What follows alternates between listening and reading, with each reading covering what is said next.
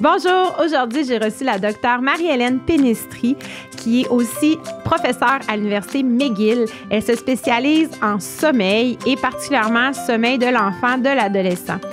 Je l'avais reçue une première fois pour parler du sommeil du nourrisson. Maintenant, aujourd'hui, on s'est attardé au sommeil de l'enfant, de l'adolescent. Donc, on a démystifié tout ça au niveau scientifique, mais on a aussi parlé des difficultés qui peuvent survenir en cours d'enfance, d'adolescence au niveau du sommeil. Je vous souhaite une bonne écoute. Bienvenue au podcast Grandir ensemble. Ensemble! Par Placote. Bonjour Marie-Hélène. Bonjour. Je te reçois aujourd'hui pour une deuxième fois. En fait, la première fois, on avait parlé du sommeil du nourrisson. Aujourd'hui, on va parler plus du sommeil de l'enfant adolescent. Donc, je te laisse te présenter, puis après, on va y aller là, comme on a fait la dernière fois sous forme de discussion. Parfait. Donc, merci pour l'invitation. Je m'appelle Marie-Hélène Pénestri. Je suis professeure adjointe au département de psychologie du counseling à l'université McGill. Je suis également psychologue et chercheur à l'hôpital en santé mentale Rivière-des-Prairies. Donc, c'est l'endroit où je fais mes projets de recherche, mais je suis également psychologue à la clinique de sommeil de l'hôpital. OK, parfait. Puis, si je résume là, notre premier entretien ensemble, on a beaucoup parlé de se respecter comme parents. Puis là, j'imagine qu'on y va encore dans le même ordre d'idée, hein, d'être bienveillant envers nos valeurs et tout. J'ai bien hâte de t'entendre nous parler de ça parce que moi, je suis en plein là-dedans. Là. Mes enfants, c'est de 5 à 11 ans. Donc là, moi, je suis en plein dans la période dont on va parler aujourd'hui. J'ai envie de te proposer de commencer par le début, là, l'enfant, le jeune enfant, puis on ira vers, après ça, l'âge adulte, là, vers l'adolescence. Parfait. Donc, il y a beaucoup de choses à aborder. J'imagine qu'on va le faire là, de façon naturelle. Oui. Bien sûr que c'est important, le sommeil. On va commencer comme ça. Oui. Mes enfants sont parfois tannés là, d'avoir une maman qui travaille dans le domaine du sommeil. Je pense qu'on parle beaucoup de l'exercice physique, de l'alimentation, mais on parle pas toujours et pas toujours assez de l'importance du sommeil. Pour moi, ces trois aspects-là, ils vont beaucoup ensemble.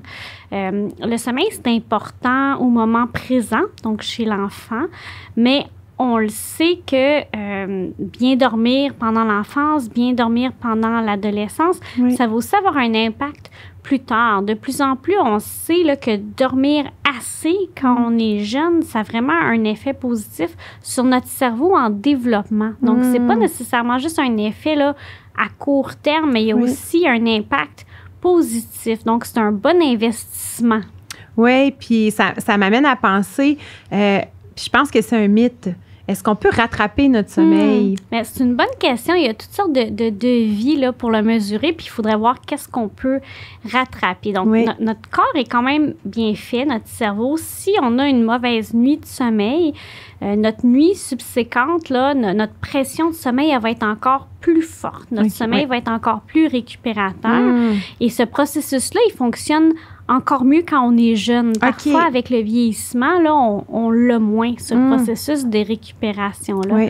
Par contre, il faut voir que si on manque de sommeil pendant plusieurs nuits, à un moment donné, là, ça devient plus difficile à rattraper. Puis, il y a aussi la question des habitudes de sommeil. Fait qu'on va pouvoir en reparler, mais peut-être que je pourrais commencer par expliquer comment ça fonctionne. Oui, absolument. Mettons le début, la table. C'est ça, parce que, dans le fond, tous les conseils que je vais pouvoir donner, ça va toujours revenir à ces processus-là. Donc, je pense que c'est peut-être une bonne idée de commencer par ça, puis c'est bon pour tous les âges. Donc, parfait, allons-y. Ça va être utile, même pour les parents. Allons-y. Aussi.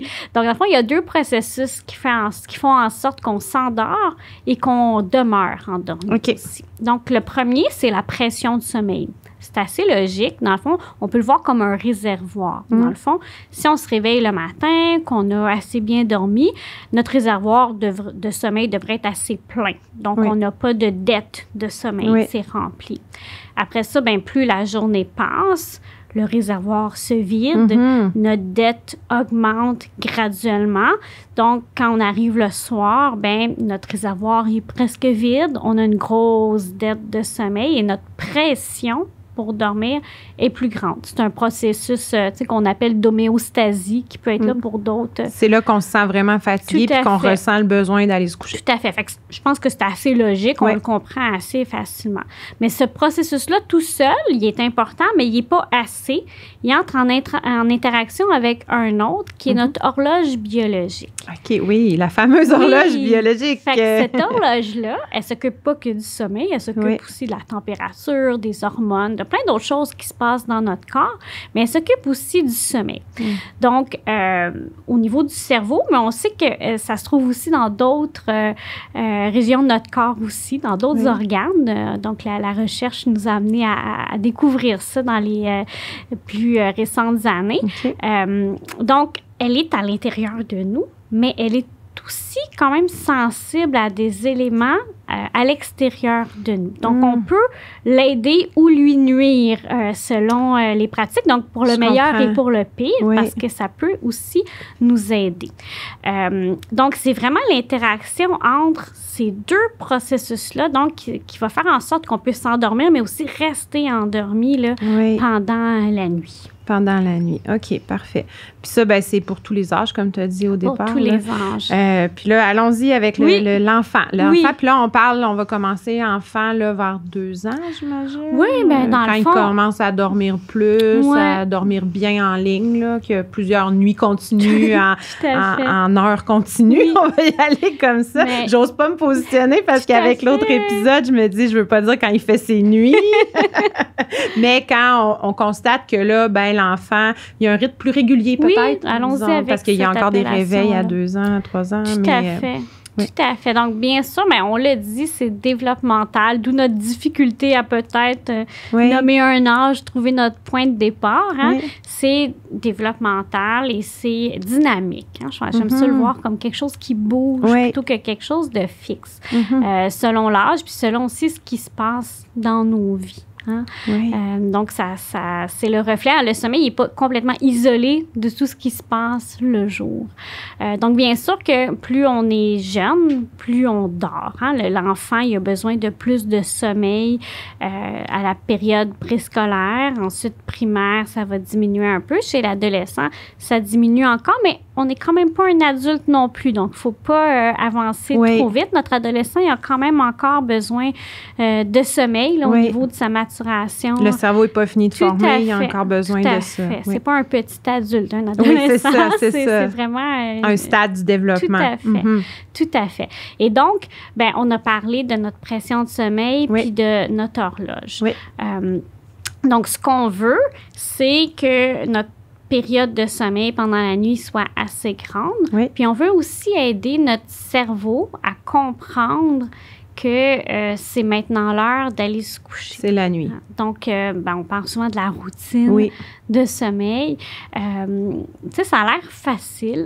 Puis c'est pas si compliqué non plus, mais l'important, c'est de l'intégrer. Parce que, tu sais, la vie va vite. On a toutes sortes d'activités. Parfois, on a des enfants avec des âges différents, des besoins différents.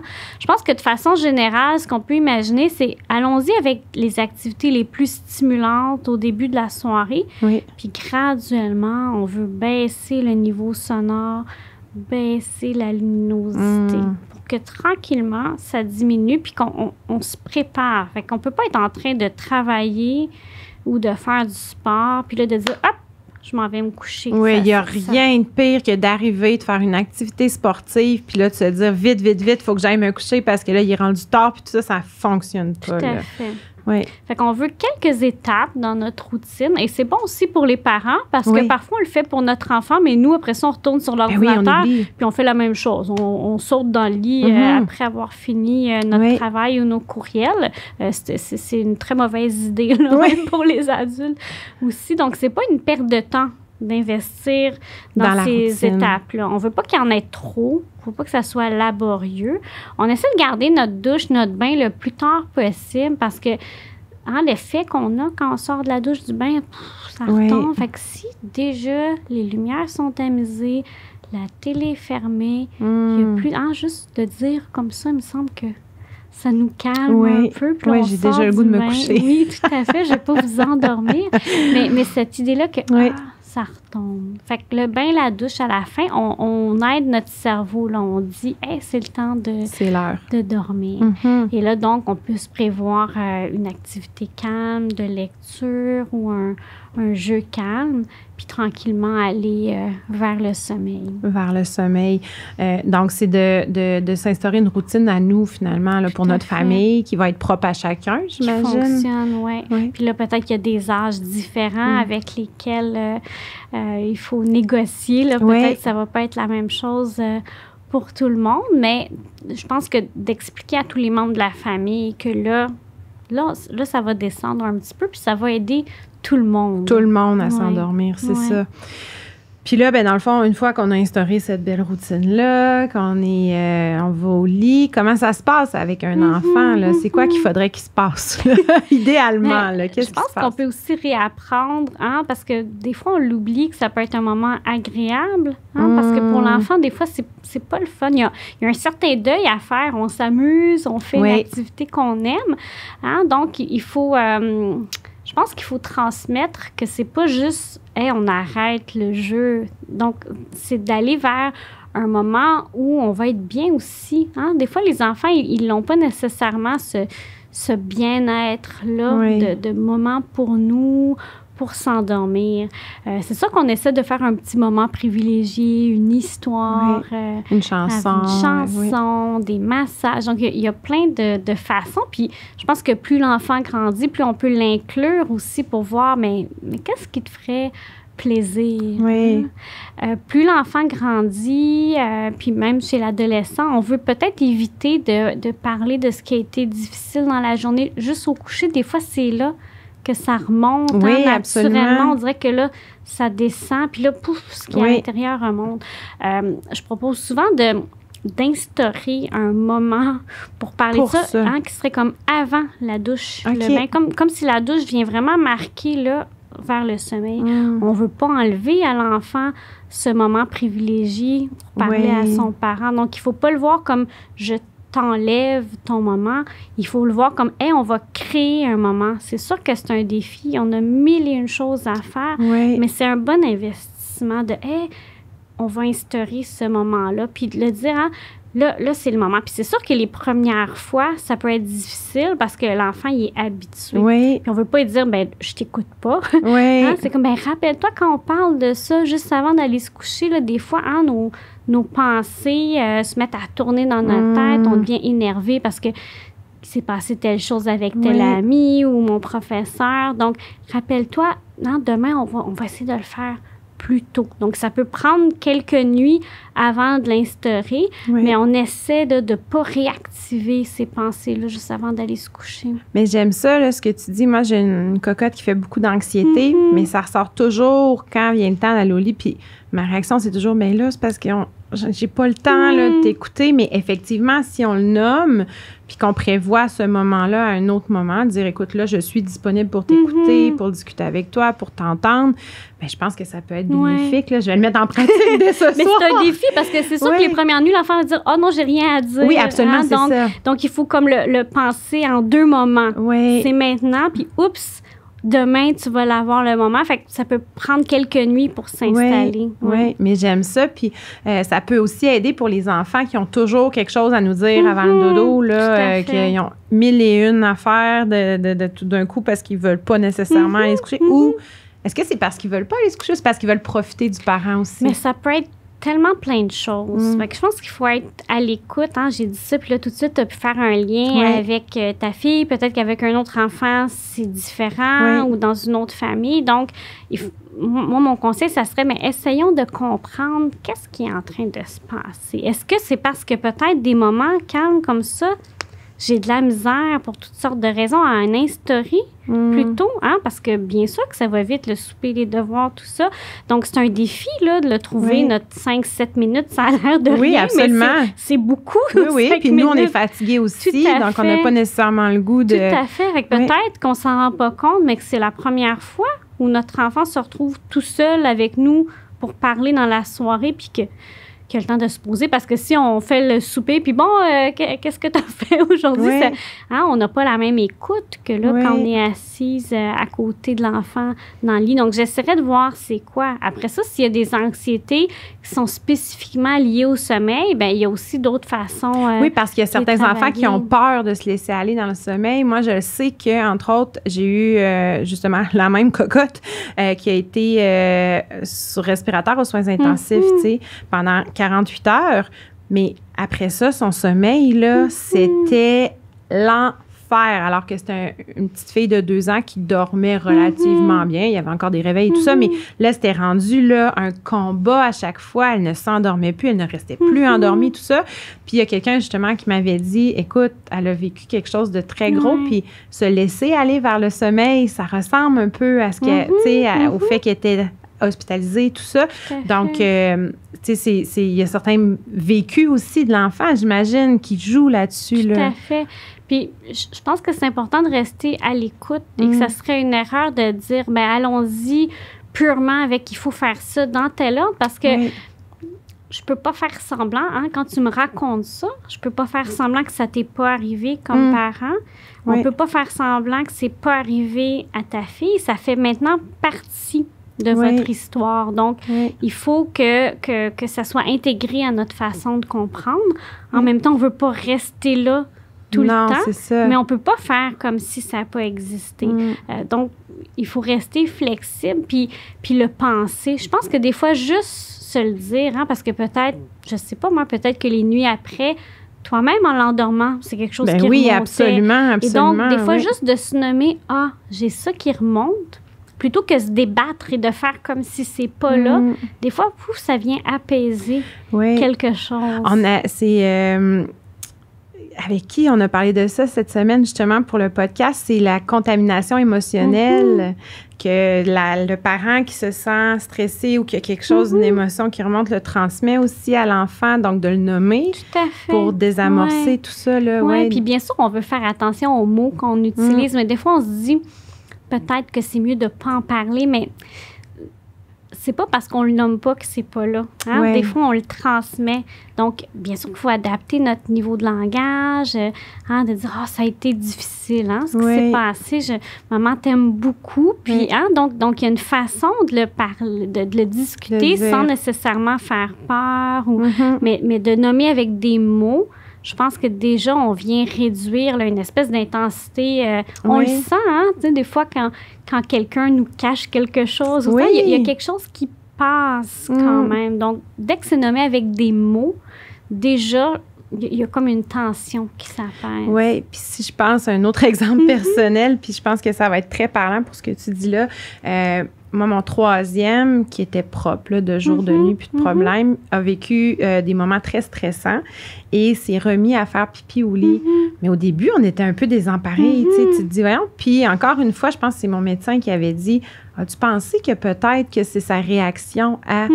Mais une fois qu'on a su ça, on n'a pas vu ça comme un problème. Tout à fait. On n'a pas vu ça comme un problème au niveau du sommeil ou au niveau de la propreté. On a vu ça comme une réaction à. Donc, on traite la problématique. Puis après ça, ses nuits étaient plus belles. Il s'échappait moins. Puis ça a réglé une partie de ce problème de sommeil-là. Je vais le mettre entre guillemets parce que finalement, c'était pas ça du tout. Là. Mais ça reflète bien l'idée que le sommeil, on peut pas l'isoler complètement de tout le reste. C'est très rare quand on a une difficulté de sommeil que c'est isolé tout seul. Et même chez l'adulte, on va être stressé, on va être déprimé, on va être anxieux, on le nomme différemment, mais c'est rarement le sommeil tout seul qui est à régler ou qui est problématique. Oui, exact. Donc là, on parle un peu de l'enfant, tout ça, puis là, on s'en va vers l'adolescence. Notre ado qui se réveille plus le matin, puis qu'il est tout chamboulé. Qu'est-ce qui arrive avec cet enfant? Tout à fait. Puis tu sais, je le vis aussi, là, moi, comme maman avec des enfants qui grandissent, oui, bien exact. sûr, puis qui se chevauchent là, dans ces périodes-là. On parlait de l'idée de défaire les mythes. Oui, exact, c'est super important. Donc, il y a un mythe ici à aborder avec les adolescents parce que bien sûr que la première image qu'on a d'un adolescent, c'est il se couche tard, il se lève pas, il est paresseux. Et donc, on va essayer de départager ce qui est vrai de ce qui est pas vrai. Oui, allons-y. Moi, je suis tout écoute. Donc, on veut les accompagner. Puis encore une fois, on veut pas être dans les règles ou les consignes. On veut essayer de comprendre ce qui se passe. Tout à l'heure, on parlait de notre horloge. Oui, j'en ai parlé au tout début. Oui. Donc, cette horloge-là, à travers l'âge, il y a des changements. Okay. Donc, je suis sûre qu'on a tous remarqué que nos ados, si on leur laisse le choix, ils vont se coucher tard, se lever tard.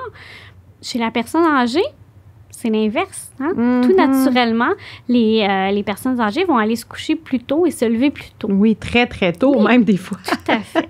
Donc, bien sûr qu'il y a le mode de vie qui est lié, mais il y a aussi quelque chose de biologique dans ça. Et ça, je pense qu'on ne le sait pas assez et on ne le dit pas assez. Je remarque souvent que quand je publie de tels travaux sur les réseaux, je suis toujours estomaquée de voir les commentaires envers les ados paresseux. Oui. Donc, c'est quelque chose qu'on dit. Donc, bien sûr, là, je ne vais pas faire semblant que nos ados, ils les aiment, leur téléphone. Je ne vais pas faire semblant que ça n'existe pas. Puis bien sûr que la lumière bleue du téléphone aide pas du tout. On est en train de dire au cerveau, réveille-toi, alors qu'on veut s'endormir. Par contre, il y a vraiment biologiquement, l'horloge, elle se déplace. Donc, la préférence biologique là, de l'adolescent, enlevons-y tous les écrans et toutes les stimulations. Tous les facteurs externes. Il y a une préférence vraiment biologique pour l'adolescent d'aller se coucher plus tard et de se réveiller plus tard. C'est un fait. C'est important de le savoir avec, bien sûr, des différences individuelles. Oui. Ce que j'ai dit tout à l'heure, cette horloge-là, on peut l'aider ou lui nuire. Donc, il y a des moyens de venir l'aider, notre ado, mais je pense qu'il faut quand même admettre là, que cette préférence. Et les chercheurs en sommeil, nous, on travaille beaucoup avec les écoles, de sorte que... Parce que c'est pas un problème en soi, c'est juste que c'est décalé. C'est parce qu'il faut qu'il aille à l'école le matin. Exactement. C'est ça. Donc, de plus en plus, on essaie d'expliquer l'importance que l'école commence pas trop tôt pour nos adolescents. Il y a des États aux États-Unis qui ont commencé à avoir des lois à cet effet-là. Donc, ça bouge tranquillement, mais il y a encore de l'éducation. Puis quand on dit pas trop tôt, c'est quelle heure? Il y a des études qui montrent que des fois, retarder de 30 minutes, 15 minutes l'heure de début va avoir un impact positif sur le sommeil, mais aussi sur l'humeur, sur des mesures de bien-être. Donc, si on bouge, par exemple, de 30 minutes, on n'aura peut-être pas un 30 minutes de sommeil de plus, mais des fois, on a un 15 minutes et déjà là, ça aide beaucoup. Donc, c'est sûr que c'est lié encore avec plein de facteurs. Parfois, il y a le transport scolaire. Il y a plein de raisons qui sont objectivement difficile parfois à négocier, mais je pense que quand on l'a en tête, tu sais, 8h30, c'est mieux que 8h. Puis 8h, c'est mieux que 7h30. Donc, quand on peut jouer avec ça, et c'est spécifiquement chez l'ado, donc si on a le choix entre une école primaire et une école secondaire, bien, allons peut-être mettre l'heure plus tard au secondaire, les dernières années. Donc, on sait que ça améliore, comme je vous dis, pas juste le sommeil, mais vraiment des mesures de santé mentale aussi. Donc, c'est pas rien. Ça, c'est moi, je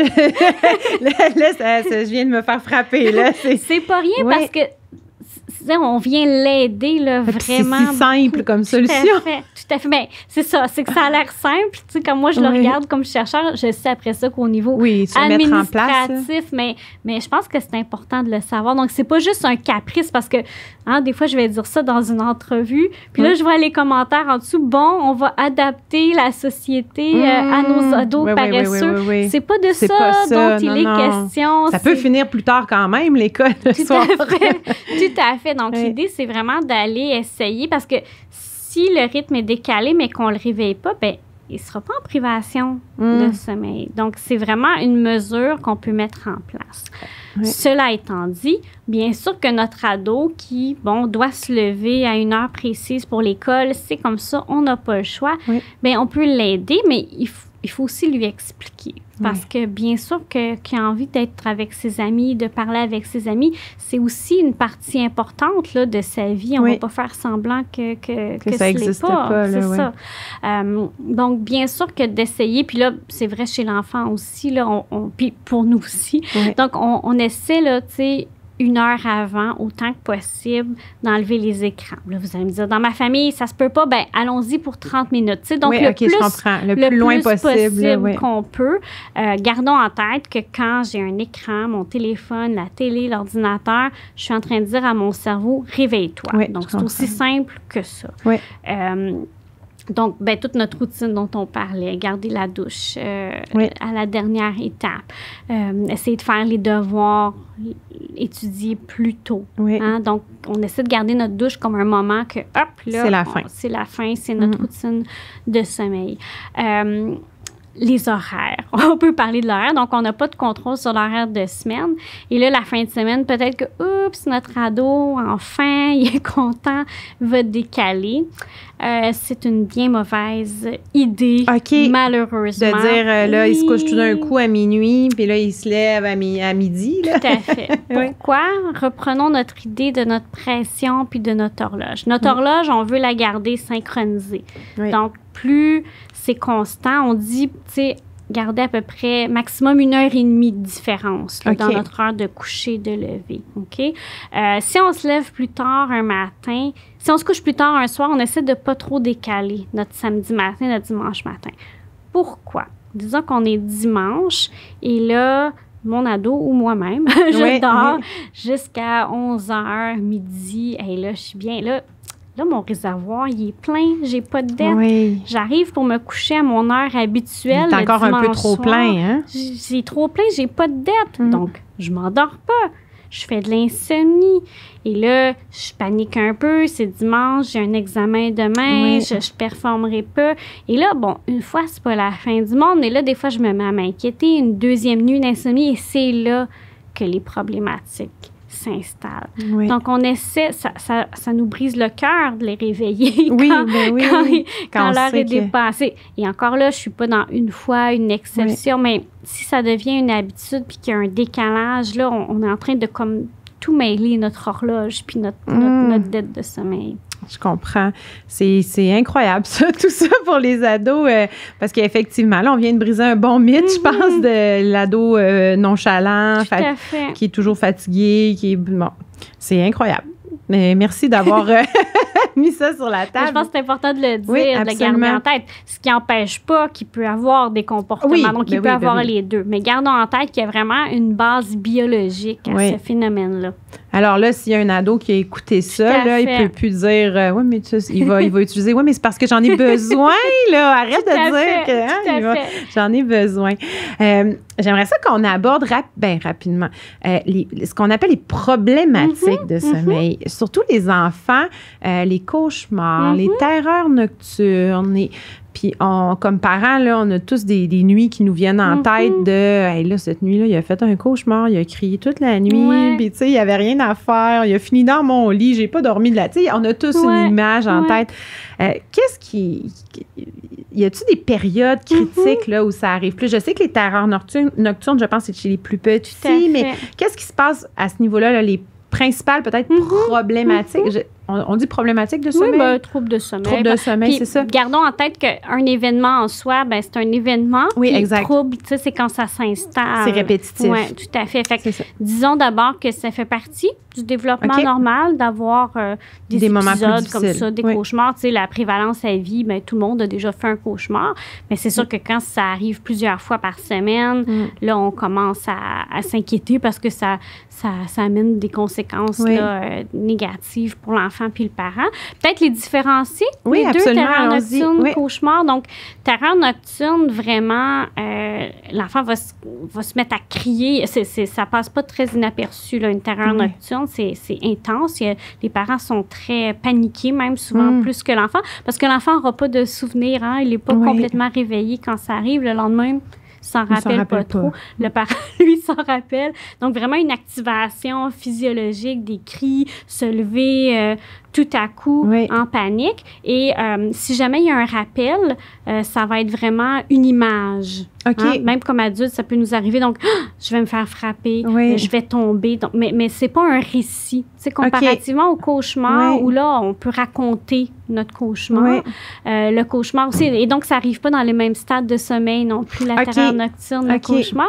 Puis, le cauchemar, donc l'enfant va se réveiller, souvent va appeler ou va aller rejoindre son parent, peut raconter son cauchemar. L'éveil est franc. Tu sais, on est réveillé, on est alerte là, après un cauchemar.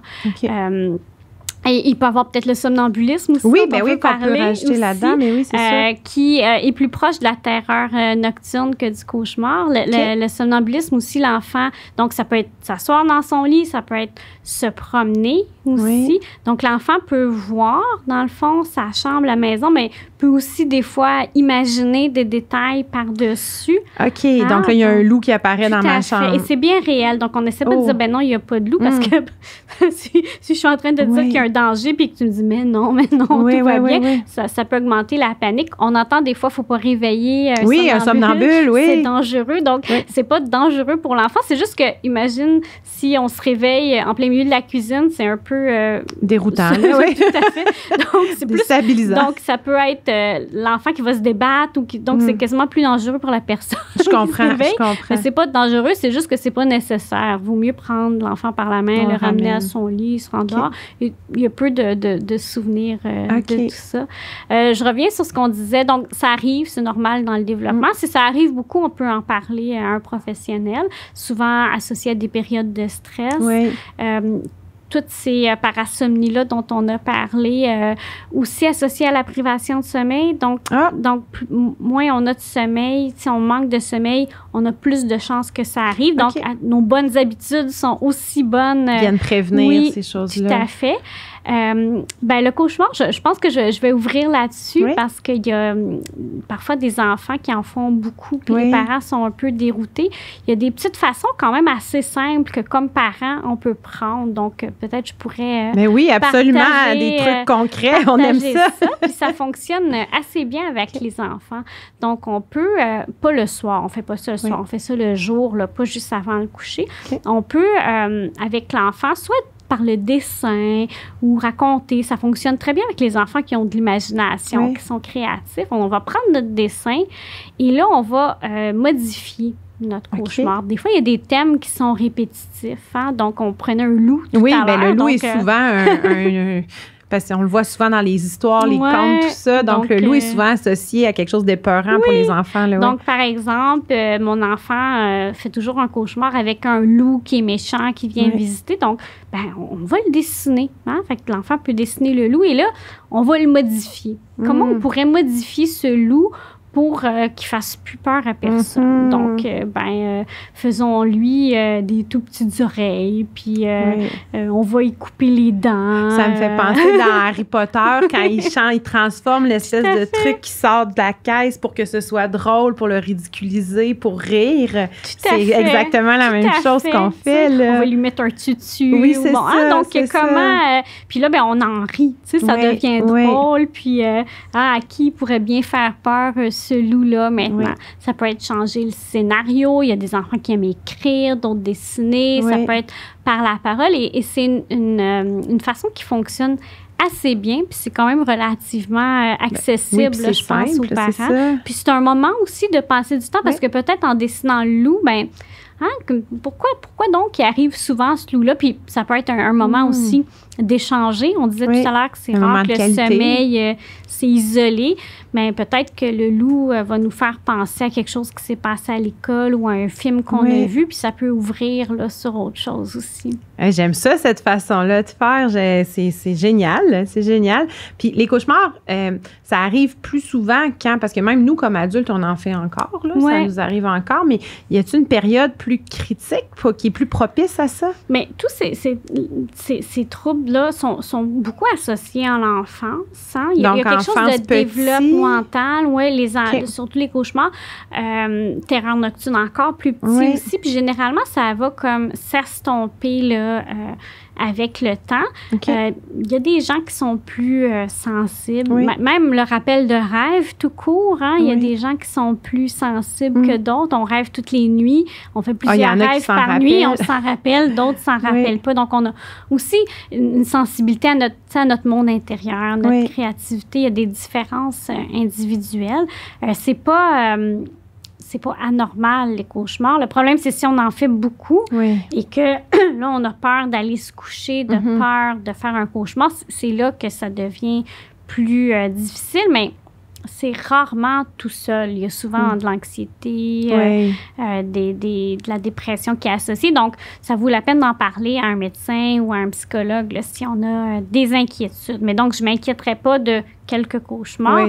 C'est plus ce qui vient autour, si là, on a peur d'aller se coucher. Puis là, ben, des petites interventions comme ça peut... je l'appelle intervention, mais c'est une activité, dans le fond, en famille. Là. Est-ce que c'est la même chose pour les terreurs nocturnes, par exemple, ou le somnambulisme? Un enfant qui en fait beaucoup, c'est souvent associé à quelque chose d'autre? Aussi, on sait qu'il y a pour ça aussi des liens génétiques. Souvent, les parents qui ont déjà eu des terreurs nocturnes, du somnambulisme, les enfants sont plus portés à en avoir. Souvent, ça disparaît tranquillement avec le développement de terreur nocturne plus tôt.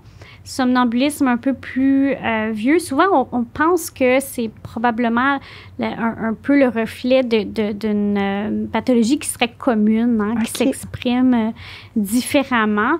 Donc, souvent, ça va passer tout ça. Si on est inquiet, si on trouve que ça arrive souvent, on peut en parler à un médecin, un psychologue. C'est sûr que il y a l'aspect sécurité. Oui, somnambulisme, des fois, ça peut être dangereux. Ou terreur nocturne, l'enfant qui est vraiment très désorganisé, là, fait qu'on essaie qu'il n'y ait pas peut-être un bibelot en vitre à côté, des étagères. Donc, on peut épurer peut-être autour du lit. Somnambulisme, c'est sûr que... Il y en a qui barrent la porte avec un loquet en hauteur. Ou une alarme pour la maison. Ben, on peut peut-être cacher des objets qui seraient dangereux dans la maison. Souvent, le somnambulisme, on va dire, c'est peut-être pas difficile pour certains enfants, mais tu sais, quand c'est compliqué, le somnambule, il se complique pas trop la vie. Donc, s'il y a comme, tu sais, des trucs qui traînent ou tu sais, comme...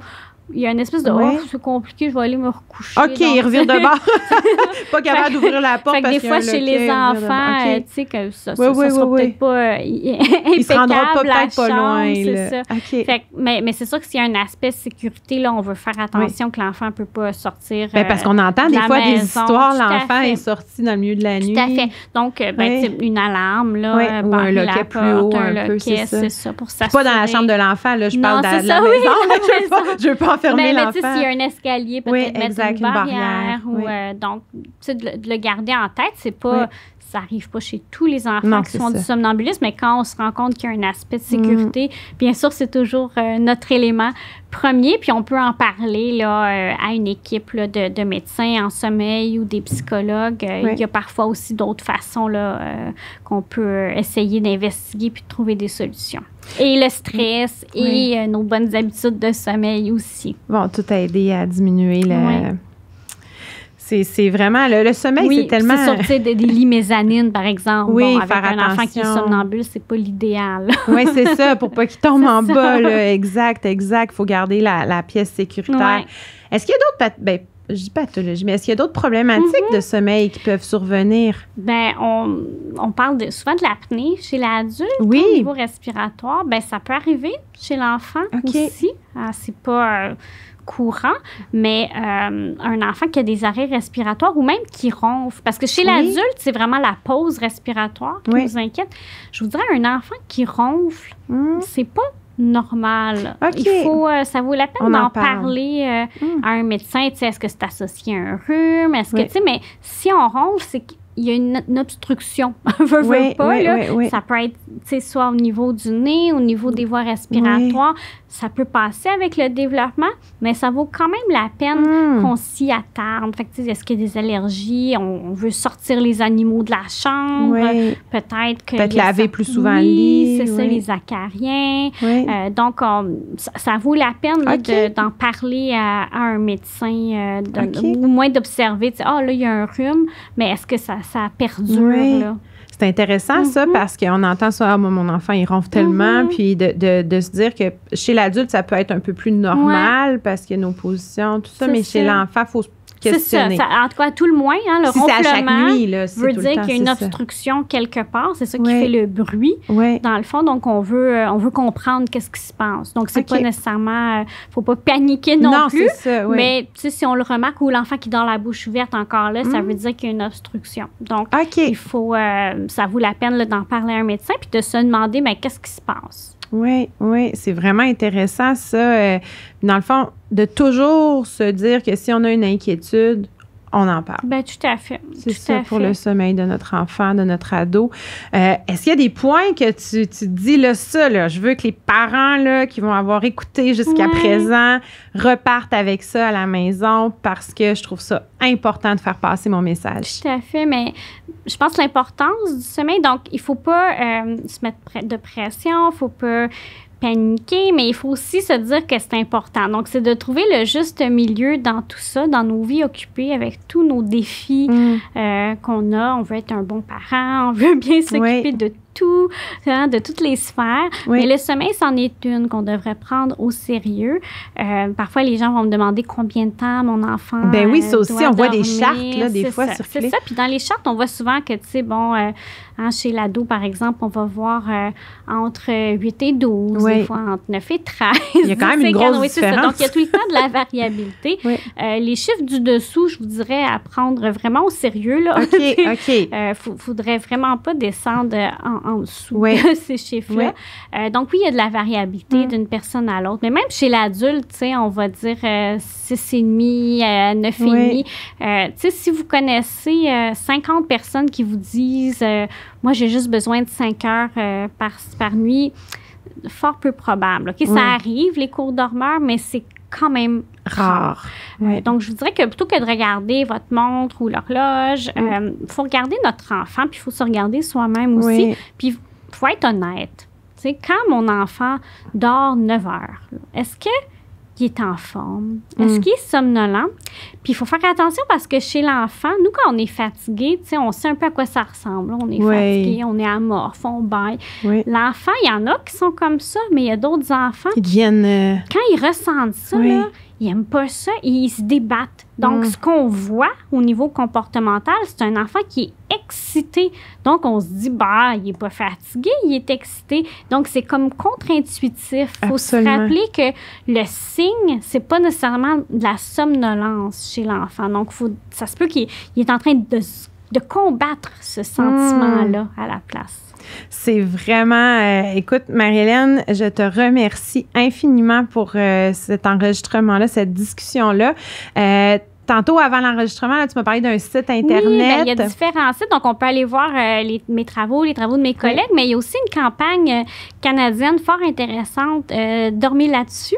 Sur lequel on peut retrouver des informations sur le sommeil à différents âges, selon différentes problématiques. Qu'est-ce qui est normal, pas normal. Donc, il y a vraiment une mine d'informations. Donc, si vous avez d'autres questions là, à la maison, vous pouvez aller regarder sur ce site-là. Génial. Hey, je te remercie beaucoup. Merci beaucoup.